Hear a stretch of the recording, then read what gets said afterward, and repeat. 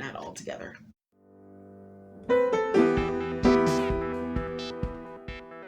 Hello, welcome back to my channel. I'm JC. Today's video is going to be a little different. If you don't know, May is Mental Health Awareness Month, and thought I would come on and talk about mental health, particularly in the creative community, our community. Mental health is one of those topics people don't really like to talk about, but it's probably the one we need to talk about the most, because mental health is not always something that you can see when someone is struggling. Mostly mental health is unseen things that go on with the person that you might not know they're struggling with. Depression is the biggest one. And so most of my issues are not seen. For the last 2 weeks, I've been struggling for longer than the last 2 weeks, but for the last 2 weeks, it's become a little overwhelming for me. Okay. This is not going the way I want it to, but, okay. Okay, see, my anxiety is rising just talking about my issues. I've long suffered from various bouts of depression, sometimes deep depression, sometimes not so deep depression. Most of the time, people never really know I'm going through it unless it's the deep depression, because then no one will hear from me. And they'll be calling and not getting any answers, and haven't gone through that in a while. Sometimes I don't even know when I'm depressed, or someone else will tell me that I'm feeling depressed because I'm showing certain signs like extreme fatigue, always being tired and not knowing why.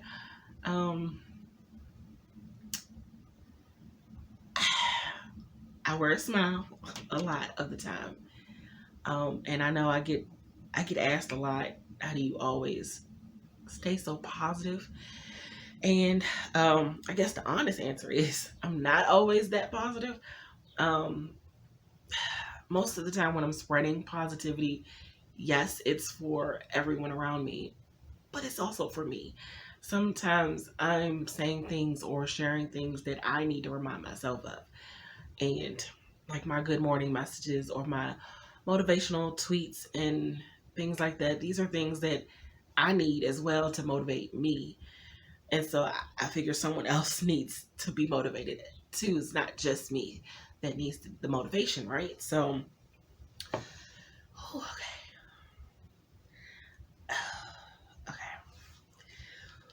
I don't always like talking about myself, so particularly the negative things about myself. So,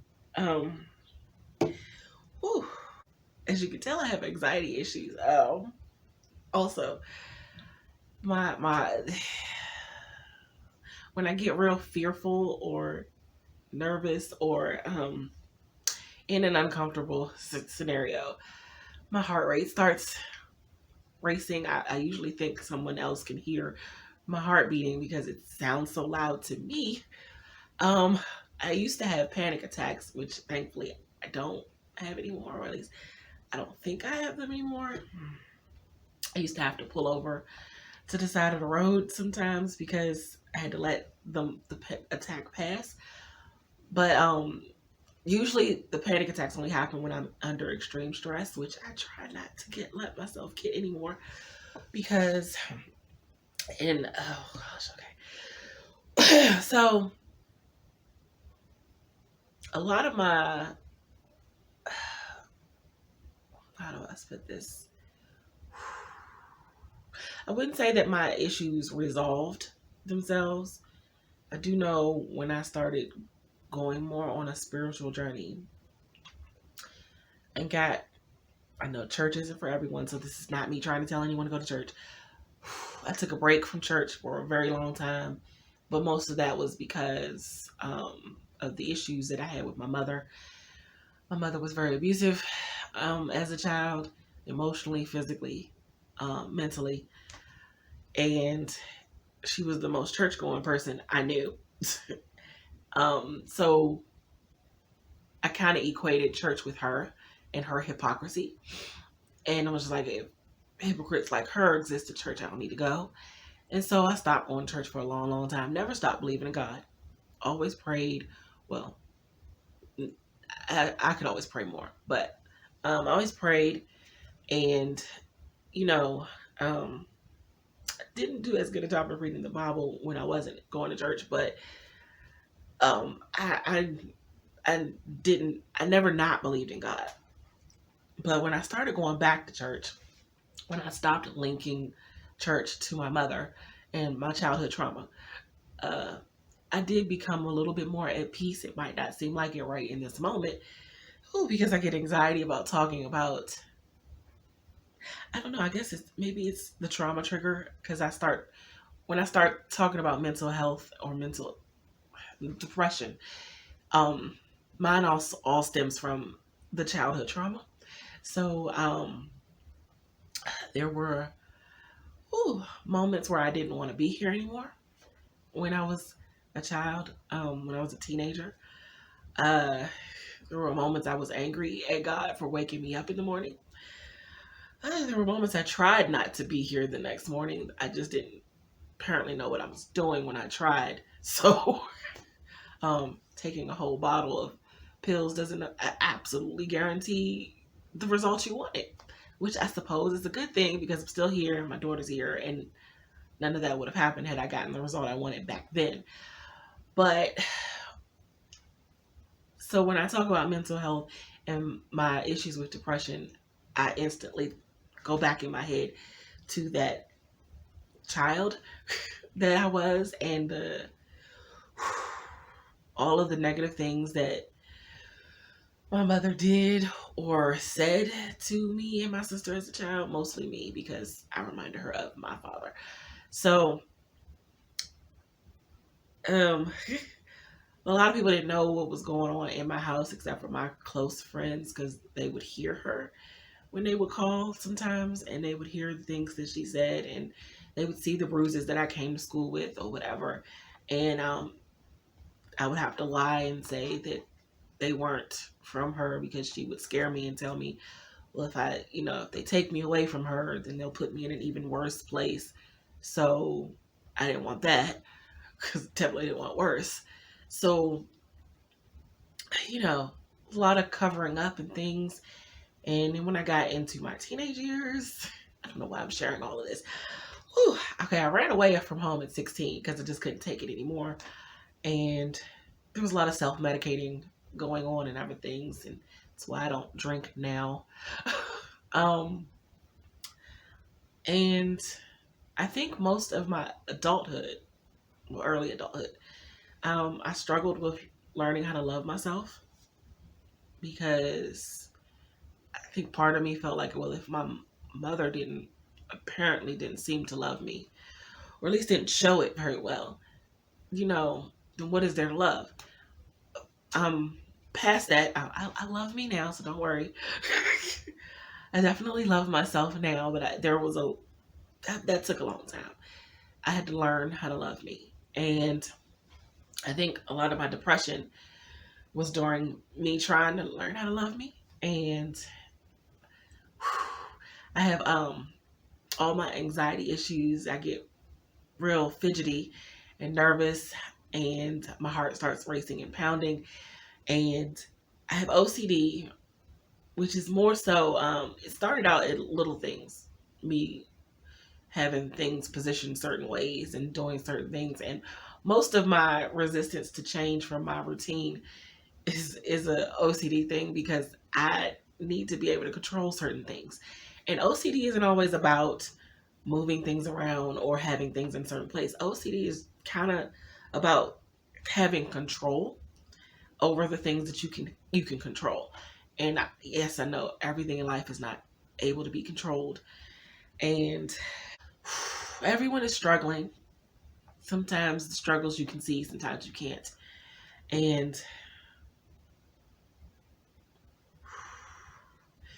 I know sometimes in authorship it's a little hard not to do the comparison game. But comparing yourself to one person or another. And there's that whole imposter syndrome when you're a writer, but you feel like you're not really a writer because either you haven't published or you haven't published enough. And that also it enhances some of those issues in our mental health. And my note is just to be kind, um, to remember that that every smiley that you see doesn't mean that there aren't stuff going on in the background behind the scenes. I've been struggling for the last couple of weeks. I've been feeling off track. Um, I don't feel like I'm depressed, but maybe. Um, and that's another thing. Sometimes you don't even know until you've come out of it. I feel really overwhelmed by a lot of things. And last week I wasn't productive enough. This week I'm not being productive enough. And that is making me feel more overwhelmed, which, oh my gosh, okay, no, why? Okay, no. We're not going to cry because that's not what this video is for. So when I feel overwhelmed, oddly enough, it makes me feel even more overwhelmed because I feel overwhelmed. And when I'm not producing enough, or I feel I'm not producing enough, it makes me feel overwhelmed because there's that whole thing about I am, oof, all right, I'm going to share my age. Get ready to turn 42 next month. June 10th is my birthday. And I'm not at all where I feel I should be. Not at all where I want to be. Definitely not where I thought I'd be by that age. So that's overwhelming too, because I'm a big goals, big dreams kind of girl, and I don't see all of those things happening. And, okay, no, we're not doing this. Okay, hold on. Okay, so last 2 weeks, 2 weeks. Last week I was mainly not productive at all. And I just was taking it as, okay, I'm gonna take a little tiny break, not a whole break, because I still post videos. And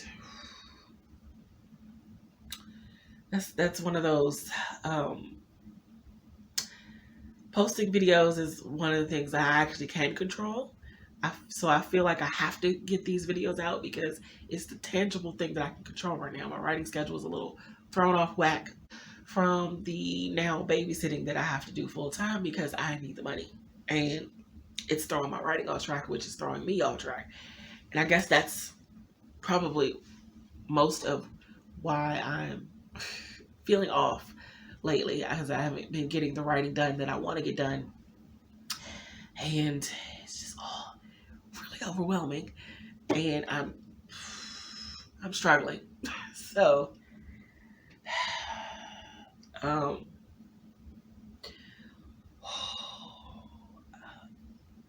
trying to always be productive enough. And when I do vlogs, I hate to do a vlog where I'm not being productive because no one wants to watch someone not being productive. So that's also overwhelming because I don't feel like being productive right now. But I have to be because the whole reason I'm taking this babysitting thing on is because I need the money and I don't make enough from writing, especially now that my daughter's in college, to sustain everything. So now with college, there's more to sustain now. So I need the extra money. So writing is not doing it all. In my mind, I would have already been where I was supposed to be in my career by now and publishing book after book after book. And it's a dream, right? And I am trying to do better. I'm trying to be more productive. I'm trying to not feel this feeling of being overwhelmed, trying to not let myself sink back into a depression. I might already be too late for that, but as it starts small, and I'm trying not to let it get to the deep part. But if you stop seeing videos from me, then you know, look, I'm okay. But if you stop seeing videos from me, you might want to be worried. But because the videos is the only thing I actually can control. So why I'm so hell bent on pushing them out when I say that I'm going to get them out, because it's the one thing I have control over right now. So again, this video was about mental health issues, and that they're not always what you hear on the news or even the stuff you see in the movies. They're not always the most visible. People, you're not going to meet people and they're going to scream mental health problems. Sometimes people are very silent about what they're going through, and I don't know that we should be silent about what we're going through, but then it also feels like if I talk about all my struggles and issues, then I'm being a Debbie Downer, and I don't want that either, because I want to uplift the community and I want to uplift people around me. So I don't want to bring anyone down. Therefore, I don't talk about most of my struggles. I'm choosing to talk about me struggling today because it is Mental Health Awareness Month. And I am struggling with my mental health right now. So, but you guys help a lot. And honestly, when I started coming to Authortude and being a part of Authortude, I was actually coming out of a deep bout of depression, and Authortude it did pull me out of that depression, and finding this community, finding people that understood my writing and my journey and my dreams and didn't, like my family is just like, oh, you're writing a book. Okay, you have time. They don't get it. They don't understand. They don't understand how much it takes out of you to write a book. They don't understand how much time you have to put into writing a book. And they don't seem to value that time. So finding a community with other people like me, who probably had the same issues or imposter syndrome feelings like I did, was just like a godsend. It's just like, oh, how do I put it? A breath of fresh air. And you guys truly pulled me out of the last bout of depression I was in. So,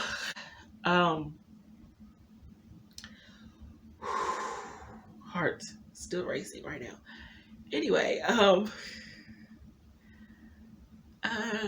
come back with an outro when I am more composed and put together. And my heart stops pounding. Okay, where was I?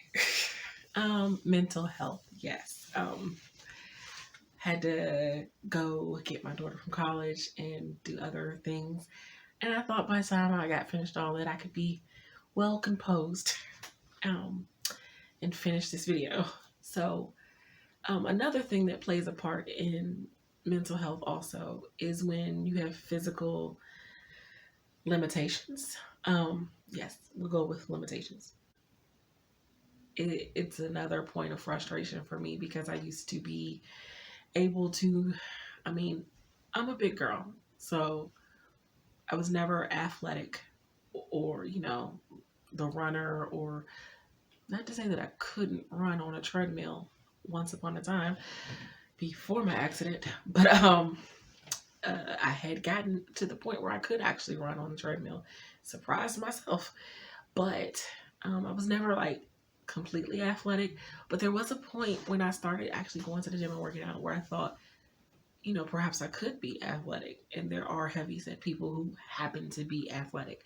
And I liked going to the gym. And then my accident happened, and lots of things got limited physically. And that's also a point of frustration for me, which plays a part on my mind as well, because in my mind I can do all of these things that I used to be able to do still physically. I can how do I say this? I have a hard time going up and down stairs now because of my knees.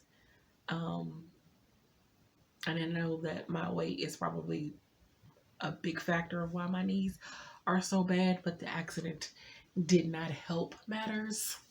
And it also caused an issue with my hip and my lower back, which is why I can't stand for longer than 45 minutes without being in extreme pain. I can stand longer than 45 minutes. I'll just be in extreme pain after that 45-minute mark. Depending on the day, it could be 30 minutes. But, um, so physically, I was never the sprinter or the jogger or the person to run laps around the track or anything like that, or play tennis or anything like that. But I could get around pretty well. And I could get up and down steps fairly well. Not the quickest person, but definitely not as slow as I am now. And it's frustrating because I used to be able to do things physically that I can't right now, and having to come to terms with not being able to do those things, not being able to lift certain things, always needing help physically for certain things that I didn't need before. That also has been playing a part on my mental health lately, because it's frustrating, and that's also overwhelming because I keep trying to get back to working out. My doctor keeps talking about weight loss surgery, and I keep convincing myself that I can do it. I can get back to the physical workouts, and it's just not as easy as I want it to be, or that I, in my mind, that it is or should be. So that's another thing.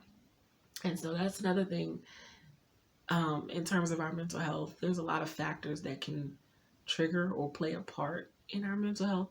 So we have to be mindful of those things. We have to take care of ourselves, and we have to keep in mind that we don't know what other people's struggles are. Mental health is a tricky beast. It's, I'll say, sometimes you don't even know when you're struggling, and sometimes it takes a friend or someone else to point out that you're struggling because you might not see it. So, in light of the fact that it is Mental Health Awareness Month, I just want everyone to make sure that they're taking care of their mental health. Make sure you do something at least once a week just for you, just to keep your mind right. And if you feel like you are getting into a dark place, or if you feel like you're not okay, it is okay.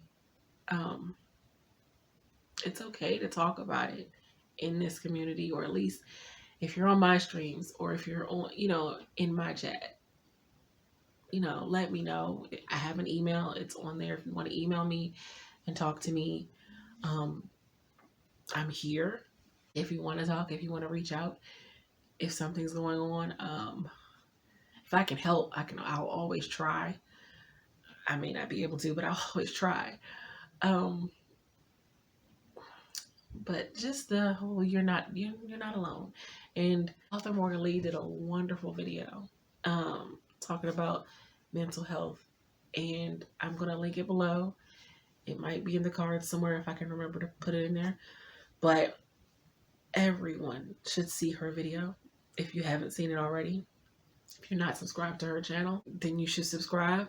She talks so vulnerably, and she's so brave in how she talks about mental health. And I just thank her so much for her video. it helped me get up the nerve to put out this video, even though it was a bunch of rambling and I'm not sure any of it really made sense. But it is my way of talking about mental health and some of and me recently struggling with certain things that I didn't necessarily feel comfortable talking about, but that's the reason why we should talk about them.